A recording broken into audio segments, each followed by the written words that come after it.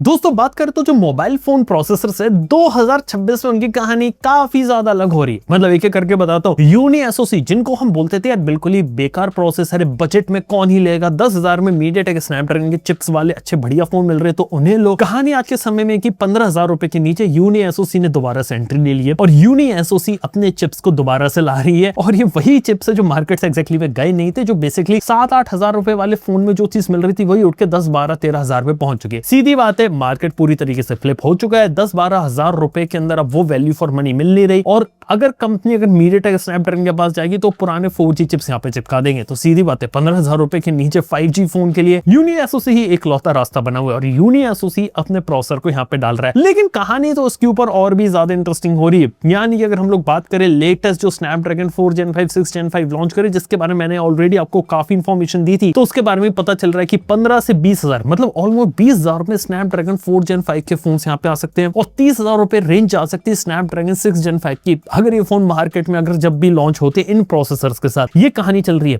मतलब खुद सोचिए कि 6000 सीरीज का प्रोसेसर 15 से 20,000 में अब 20 से 25 की रेंज में मिल रहा है और डिमेंसिटी 7000 सीरीज जैसे फोन जैसे 7100 या 7400 जैसी चिप्स हो गई, ये कीमत हो चुकी है इनकी 24,000 25,000 से ऊपर। यानी कि 25 की 30 की रेंज में आपको वैसे फोन मिल रहे हैं जो आपको 15 से 20 में मिल रहे थे। और यही मोबाइल फोन प्रोसेसर्स की कहानी यहाँ पर चल रही है। और अगर हम लोग बात करें तो आने वाले समय में बजट के अंदर लिमिटेड फोन्स और लिमिटेड प्रोसेसर ही रहेंगे और कुछ कंपनीज यानी मीडियाटेक के भी यहाँ पे प्लान्स हो सकते हैं कि कुछ पुराने प्रोसेसर्स को लिया जाए, उसमें थोड़ा बहुत ट्विक किया जाए, थोड़ी बहुत चेंज करे जाए और फिर उसी प्रोसेसर को नए नाम से उसके आगे अल्ट्रा एक्सट्रीम कुछ भी नया वर्जन लगा के एक नया चिप मार्केट में कंपनी के लिए प्रेजेंट कर दिया जाए, ताकि लोगों को भी लगे नया चिप है लेकिन काम वैसे ही पुराना करेगा। एक एग्जांपल देता हूं, डिमेंसिटी 8500 चिप को रीबैच करके डिमेंसिटी 8550 के नाम से प्रेजेंट किया जा रहा है, जिसके अंदर सिर्फ गूगल की जेमिनी नैनो एआई का सपोर्ट डाला जा रहा है ताकि जो ऑन डिवाइस एआई है उसे चलाया जा सके। यानी कि ऑन डिवाइस एआई इंटेलिजेंस एक नई चीज रहने वाली है जो आपके मोबाइल फोन के अंदर रहेगी, लेकिन इसके लिए चिप इनेबल होनी चाहिए और डिमेंसिटी 8500 चिप को लेकर ही उसी में चेंजेस करके इस चिप को यहाँ पे उतारा जा रहा है, ताकि जैसे एंड्रॉइड 17 में जो जेमिनी इंटेलिजेंस थी वो आपको देखने को मिले। आमतौर पे 8000 सीरीज चिप रहती है, वो आपको 25-30 हजार में मिलती थी पिछले साल तक। इस साल 30-35 कुछ केस में 40 के ऊपर भी यहाँ पे खिसक सकती है। तो देखने वाली बात होगी मीडियाटेक की इस चिप के साथ यहाँ पर क्या देखने को मिलता है। इसके साथ एक अच्छी बात है कि कई सारी पुरानी चिप्स यहाँ पर बची है मार्केट में, तो उनको कंपनीज एक्वायर कर रही है और वो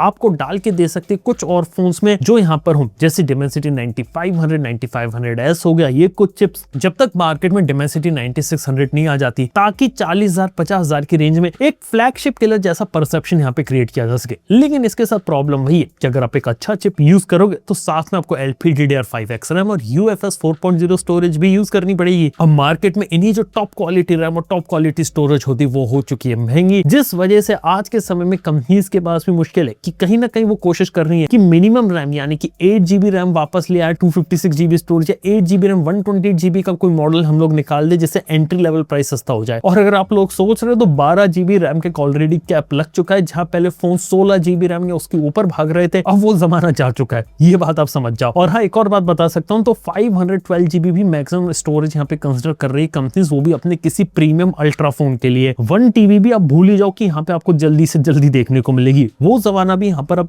इधर जा चुका है। इसके साथ ही बात करें तो Qualcomm स्नैपड्रैगन के भी कुछ अच्छे चिप्स हैं मार्केट में, जैसे कि ऑब्वियसली 8 Gen 5 है, 8 Elite Gen 5 भी आपको देखने को मिलता है। और अगर हम लोग यहाँ पर बात करें तो आज के समय में जितनी भी प्रीमियम क्वालिटी की चिप्स है वो तो अब धीरे धीरे बेटर हो रही है, लेकिन यहाँ पे जो लोअर कैटेगरी की चिप्स है वो यहाँ पे कंसोलिडेट हो रही है, जिसका इंपैक्ट अभी इस समय में ये पड़ रहा है कि मीडियाटेक का मार्केट शेयर आज के समय में यहाँ पे लगभग 40% के आसपास का रहेगा। और क्योंकि मीडियाटेक बजट से लेके मिड रेंज में का काम करती है, स्नैपड्रैगन 30-32% पे यहाँ पर खेलेगा क्योंकि प्रीमियम में भी खेल रहा है, मिड रेंज में भी खेल रहा है। और 6 Gen 5 और 7 सीरीज की चिप्स 8 Gen 5 8 Elite Gen 5 ये यहाँ पे रहेंगे। और इसके साथ ही यूनी एसओसी यहाँ पे अपना मार्केट इंक्रीज कर रहा है क्योंकि बजट में जो मीडियाटेक है उसका मार्केट यहाँ पे छूट रहा है। इवन बात करूं तो यहाँ पे सैमसंग एक्सिनोस भी मार्केट यहाँ पे लूज कर सकता है। तो उसके सिंपल सा रीजन इधर ये कि जो सैमसंग जैसी कंपनी है वो अभी अपने फोन्स के ऊपर ही फोकस कर रही है। और हाँ, सैमसंग के अंदर बात करी जाए तो एक्सिनोस आपको बाकी जगह देखने को मिलता भी नहीं है। और हाँ, एक्सिनोस के multiple processor multiple variant variant Samsung ने निकाले, लेकिन जो मेजॉरिटी बजट फोन अभी भी देखने को मिलते हैं, उनके अंदर अभी भी उतनी अच्छी एफिशिएंसी देखने को नहीं मिलती, या फिर गेमिंग के लिए अभी भी उतने ज्यादा अच्छे तरीके से ऑप्टिमाइज नहीं है। और हाँ, अगर मैं आगे बढ़ के बात करूं तो ऑब्वियसली एप्पल जैसी कंपनी अपने नई चिप्स को निकाल लेगी आईफोन 18 के साथ। और एप्पल की बात करें तो ये लोग अपने अंदर अब काफी ज्यादा इंटेलिजेंस को डालने वाले, यानी कि एआई के फीचर यहाँ तक की मॉडल्स वगैरह रन कर सके, ताकि यहाँ पे चिप इस लेवल पे हो ताकि एप्पल वाले ऑन डिवाइस एआई को रन कर सके। क्योंकि एप्पल का प्लान इधर ये रहता है कि वो डेटा बाहर शेयर ना करे और अपने लोकली आईफोन पे ढेर सारी चीजें रन करे, और यही सेम काम बाकी कंपनीज भी कर रही है।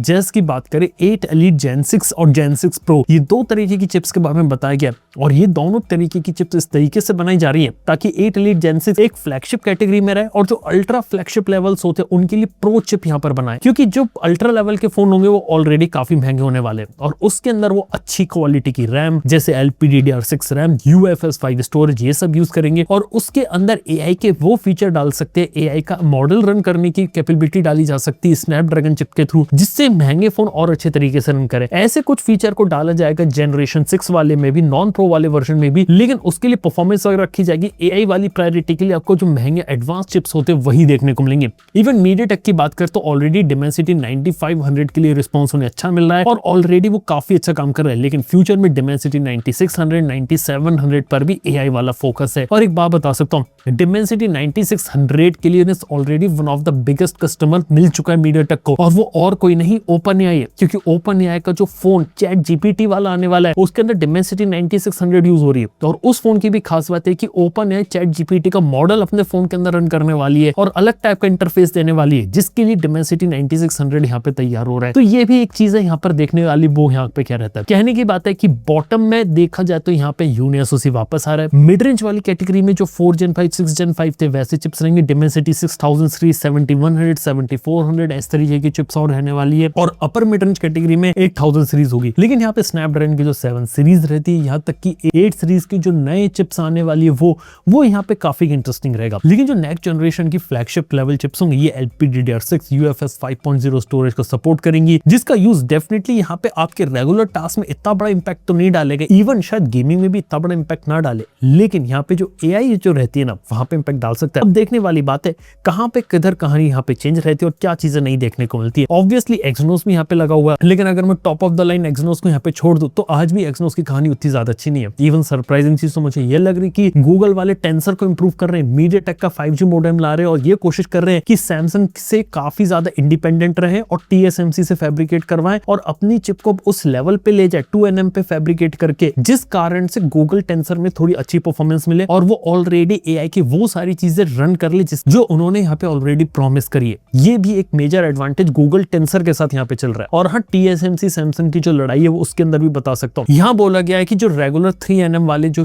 प्रोसेसर्स होते हैं ना उनकी कीमत हम लोग यहाँ पे लगभग on an average up to 15% hike करेंगे सेकंड हाफ 2026 में, जिससे TSMC बनने वाले प्रोसेसर जो फोन्स आएंगे प्रोसेसर्स होंगे उनकी कीमत और बढ़ जाएगी, और 2027 में 5 से 10% का और हाइक होगा, क्योंकि डेफिनेटली TSMC का main focus high bandwidth memory Nvidia की चिप्स बनाने पर रहेगा, और वो वहां पे ज्यादा पैसा बना रहे हैं, ये भी एक वजह। और इससे इंपैक्ट ये पड़ेगी सैमसंग की जो 4nm प्रोसेस है उस पे बेस्ड कई सारी चिप्स आपको देखने को मिलेंगी, क्योंकि वो अब स्टेबल हो गई है। हालांकि उन चिप्स के अंदर क्वालिटी पावर मैनेजमेंट कैसा रहेगा ये एक देखने वाली बात है, क्योंकि हमेशा सैमसंग की जो फाउंड्री रहती है उसको इसी बात का क्रिटिसिज्म मिला है, क्योंकि वहां पे जब भी कोई चिप बनता है, चाहे स्नैपड्रैगन ने कोई भी चिप जैसे स्नैपड्रैगन 888 है 8 Gen 1 बनाया, तब हमेशा हीटिंग और बैटरी ड्रेन के इश्यूज आए थे, और जैसे TSMC पे गए तो कहानी सॉल्व हो गई। देखते हैं आने वाले समय में क्या रहता है, नए जो प्रोसेसर सारे डिमेंसिटी 9600, 8 Elite Gen 6 Pro ये क्या नई चीजें लेकर आते हैं, इसके बारे में सारी इंफॉर्मेशन यहाँ पे आपको सबसे पहले मिलेगी। लेकिन मार्केट मोबाइल फोन प्रोसेसर्स का